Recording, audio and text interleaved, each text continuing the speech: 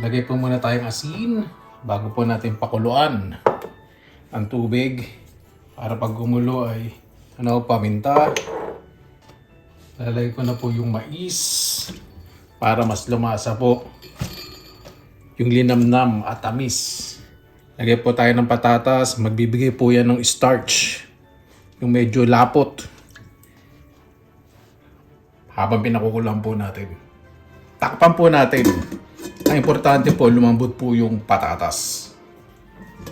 Ayan. Ang importante pong maluto yung patatas. Na-check ko na po. Pahon na po natin pareho itong mais. At saka yung patatas. Alam niyo po ang seafood boil, marami po talaga itong versions. Itong gagawin ko po,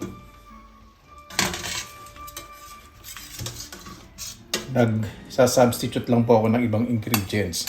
Dahil hindi naman po lahat available po dito sa Finland. Pero tinry ko po muna syempre ito before. Bago ko imukbang. Yan, kailangan po medium high heat. Kailangan po talaga makikita po ninyong kumukulo yung tubig. Lagay po tayo ng jumbo shrimp. Haluin po natin.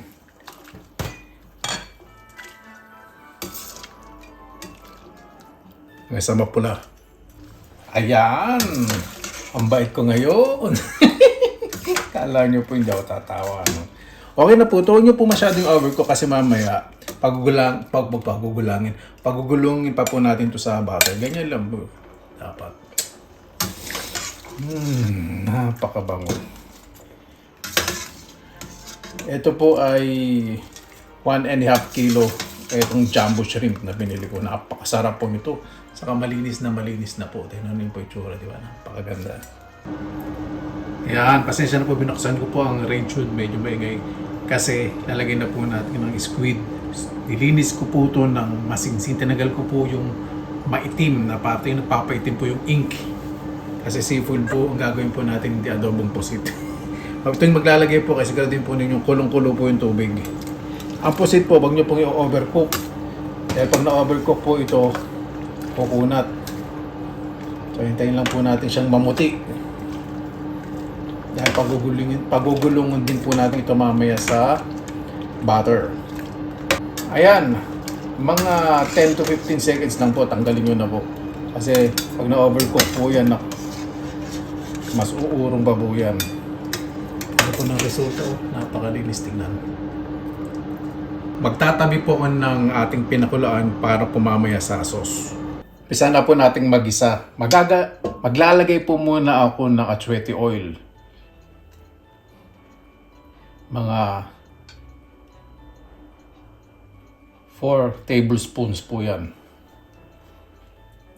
Pinakita ko po dati sa inyo yung paggawa po ng annatto oil. Nagluto po ako ng adobo. Ito lang itong nakaraan lang pong mukbang po natin na adobo. Low heat lang po yung apoy. Tapos lagyan nyo po yung mantika. Saka dahan-dahan nyo pong haluin yung buto po ng atsuete at salain. At palamigin. Yung po yun. Magisa na po tayo. Lagyan po natin ng bawang. Ganda po itong atsuete oil kasi mas magbibigay po ng kulay sa ating seafood boil. Slightly golden brown na palagay na po tayo ng sibuyas at sili. Spicy. Yung maanghang po na talaga ng sili. Isa po natin ng maayos para mas masarap. Ayan. Nag-golden brown na rin po ang sibuyas. Lalagay po ako ng brown sugar. Kakaramelize lang po natin to.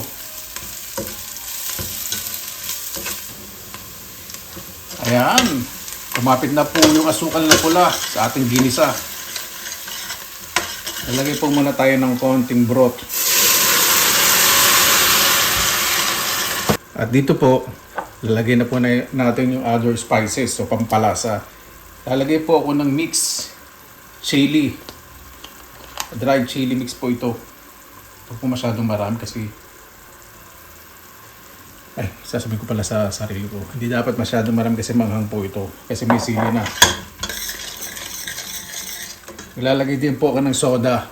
cola, soda, kahit ano po. Lalagay ko po mga half cup lang.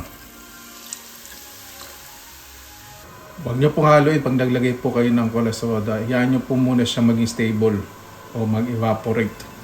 Bulo ng maayos na hindi masyadong mabula. Yan na po natin ang asin.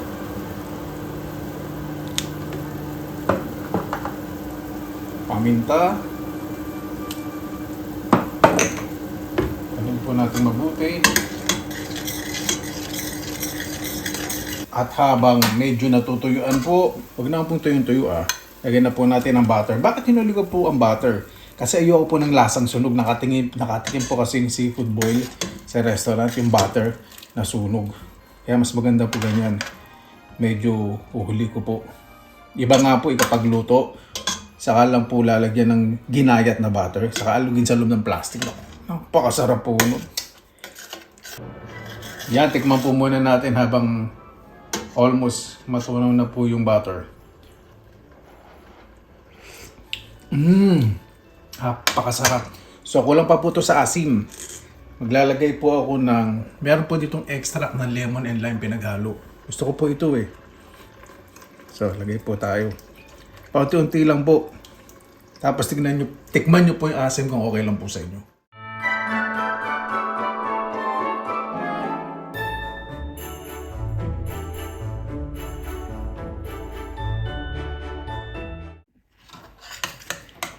Isa po siguro sa pinakamasarap kapag prepare po ng seafoods. Ang seafood boil. Noon ko po natikman po ito sa restaurant. Ito po sa Finland. Matagal na po kahit hindi pa po nagte-trending ito. Napakasarap po. Kaya lang ng mga panahon po na yun, nagtatrabaho pa po sa isang kumpanya na sosyal. Kaya doon lang po ako nakakain. Kasi napakamahal din po dito. Kaya kapag kayo yung sarili magluluto, di ba? Sabi ko, one time magluluto ako nito. Kapag nakatikim po kasi ako ng mga pagkain na galing sa ibang lugar, talagang ninanamnam ko pong mabuti. Inisip ko, ano kaya pinanlasa dito?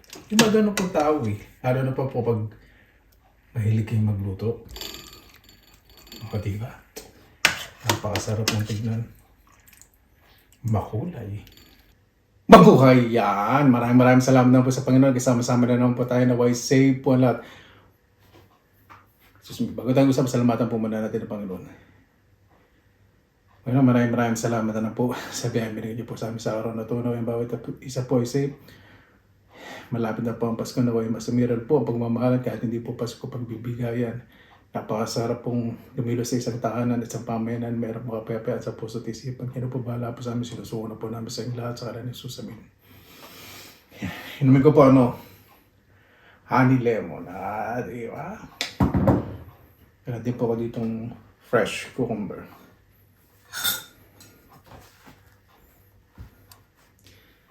Ay, nako. Ano nga natin. Yan. Ito pong hipon po na to, prawn din po ito, sugpo. Kabilang po sa sugpo. Hindi naman po siya masyadong malaki. Pero,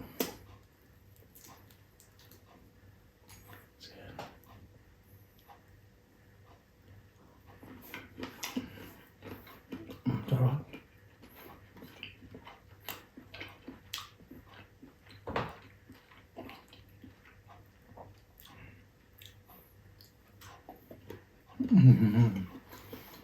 Napakasarap po ng lasa.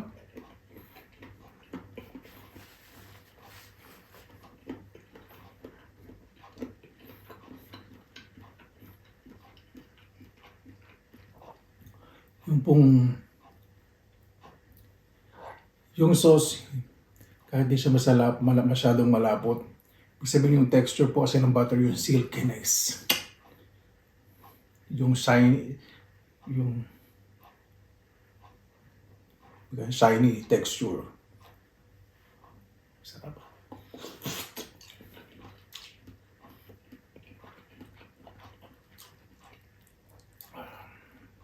Ang tama lang sa akin.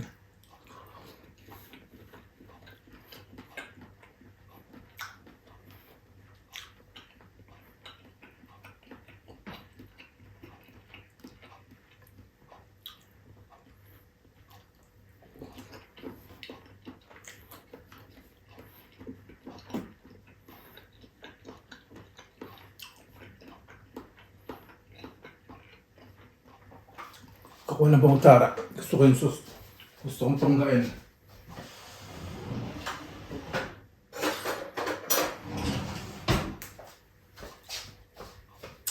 Paano nga ba?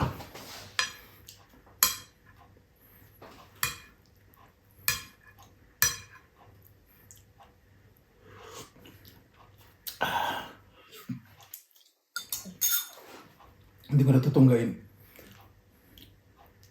Mas may enjoy yung ganito.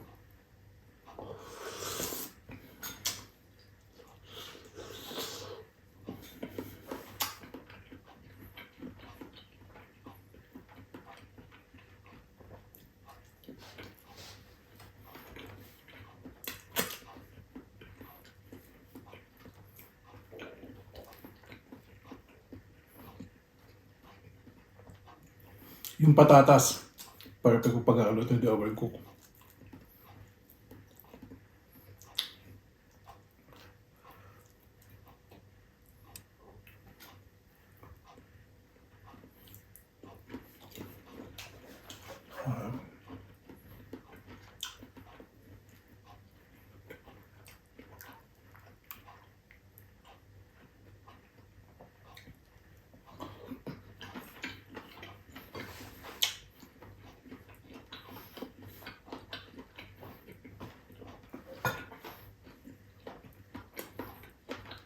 Ito po literal na kahit hindi kayo mag-alin, napakasarap.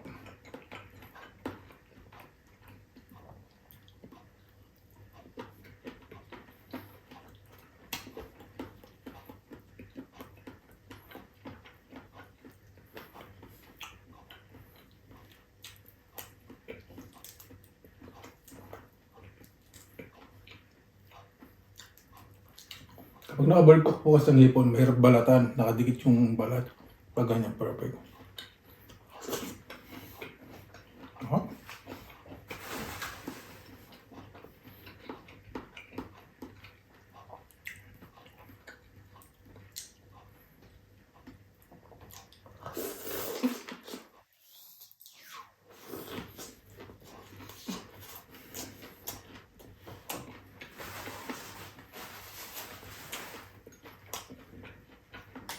Sweet.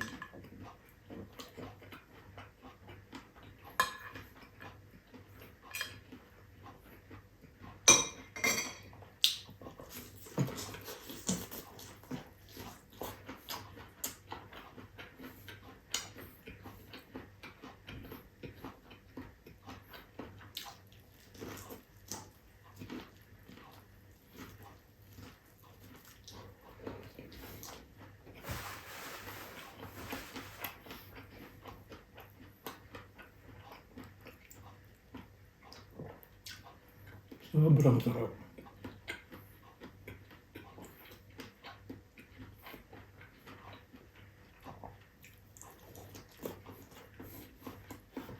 Siyempre, seafood boil pa ang popular yung Cajun. O, iba tawag po dun, kahun. Cajun sauce. Wala pang ganun, try nyo rin po ito. Marami na po ano eh.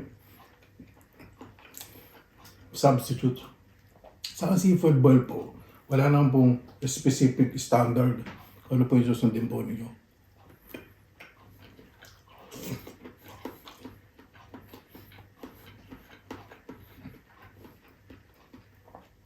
Hindi ko po kasi mako-compare. Kasi sa Pilipinas, di ba yung butter chip, hindi po ganun lasa eh. Eto kasi, yung linamnam ng asim, anghang, tamis. Asim, ang tamis, alat. Ano po yung spices ng mga chili, mga sili. Panalong panalo. Winner na winner.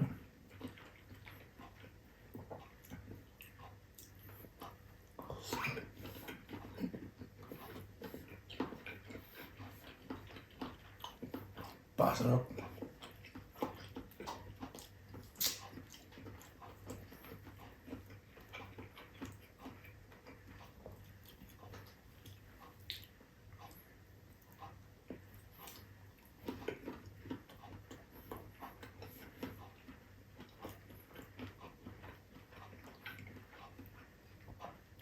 Paglinis po ng unang puset, meron po yung ngipin sa gitna.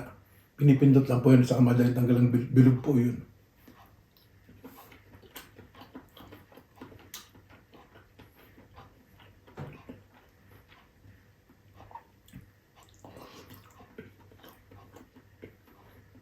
Pasarap.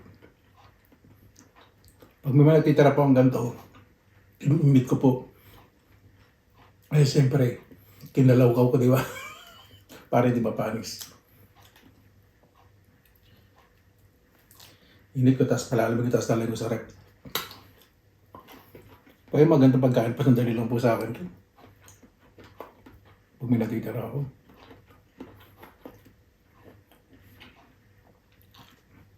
Pag ginugutom po kasi ako minsan hindi po talaga ako nagkakaling.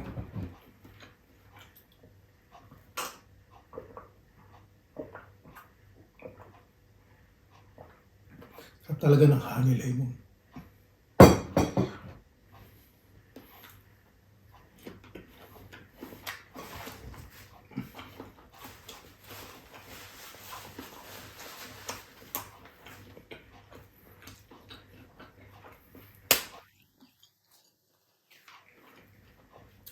Maganda rin po kasi meron kayong fresh vegetables o vegetables sa pang wash out. Ibig sabihin yung nalalasahan yung mamantika, malansa.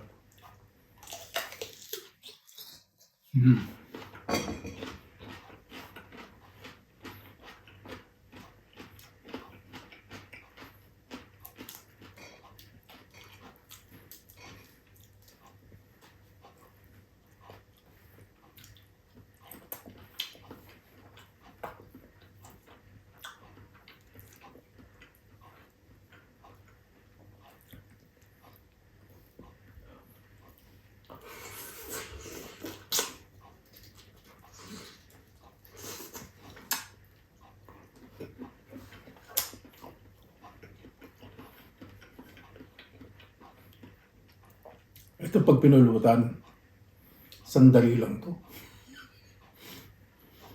Lugi kayo. Pag pinulutan to, damihan nyo sili. Nagdamad-damad ano.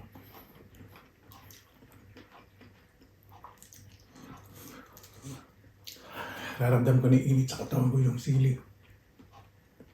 Sarap ng butter na nilagay ko. Kasi nilagay ko po dito salted butter, hindi po yung unsalted. Pagluluto po kayo ganito, depende po sa inyo ha.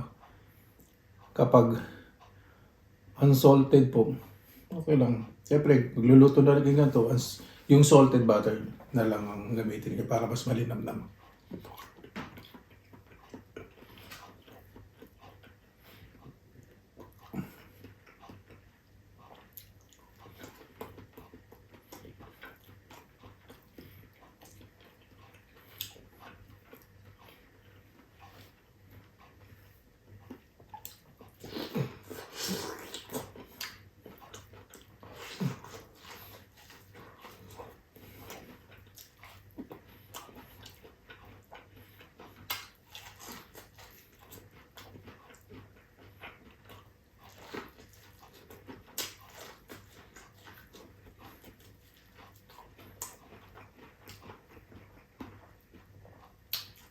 Diyan na parami lagay ko ng sili. Pero okay lang.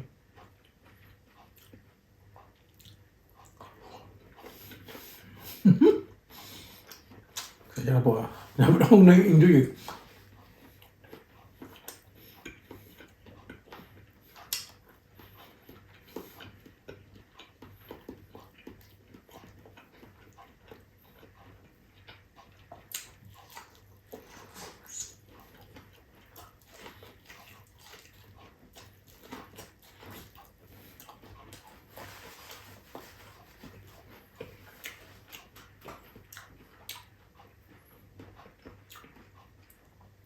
Gusto ko po ganitong halfly open lang para na-absorb yung butter pag sinasawsaw ko.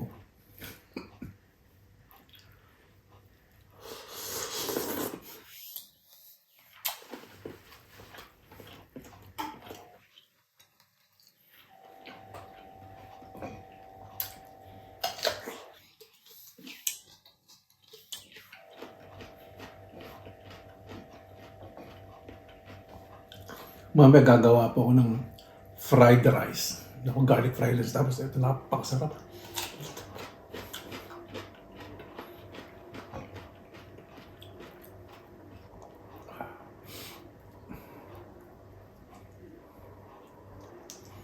Yan po kapag hindi overcook ang hipon, di ba?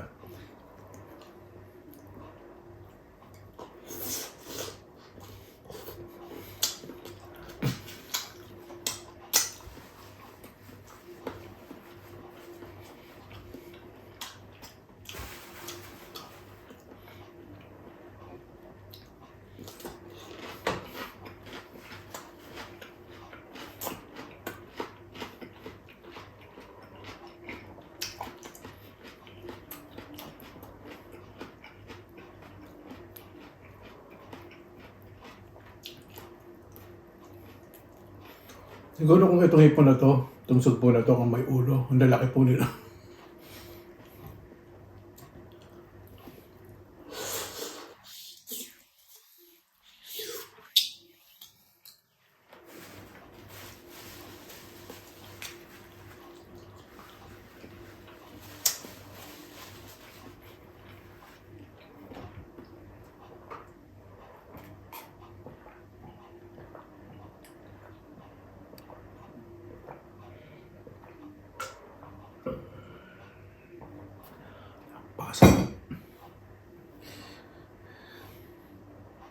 Mamaya magtsatsa po ako. Paano po? Hindi ko po alam, magkikita pa po tayo sa susunod na mga araw sa susunod mukbang. Dahil itong ginastos ko po dito ay napakamahal tayo. Mahal po. Mahal po nitong hipon nito sa kain po. Nagulat nga rin po ako eh. Pero akala po, minsan-minsan na naman po yan. Bago tayo tapos, pasalamatan po muna natin ang Panginoon. Panginoon, maraming salamat na po sa biyaya binigay po sa araw ito. Naway ang bawat isa po ay safe po lagi. At naway lahat po nakakapit po sa inyo. Kaya na po bahala po sa inyo. Sinusuko na ko na po namin sa inyo lahat sa kanila Jesus. Amen. Ano po? Joke lang po yung kanina. Magpabalag pa rin tayo. Gulat lang po sa ginastos ko dito. Minsan kasi pag gusto ko, minsan hindi ko na iniisip yung pressure. Doon ko na lang po yan sa freezer. Tapos, binayaran. Pag gano'n po minsan, pagdating ko sa bahay, yun pala yung binayaran mo. Minsan po hindi ako nag-check ng resibo. Yung bumalik sa akin eh. Pagkatapos, yun na nga pala, nawala na ako sa rin. Maraming salamat po sa iyo oras sa pininakarang. Basta lagi pa tayong positive vibes, good vibes. God bless, ingat po lang yung araw. Laban lang!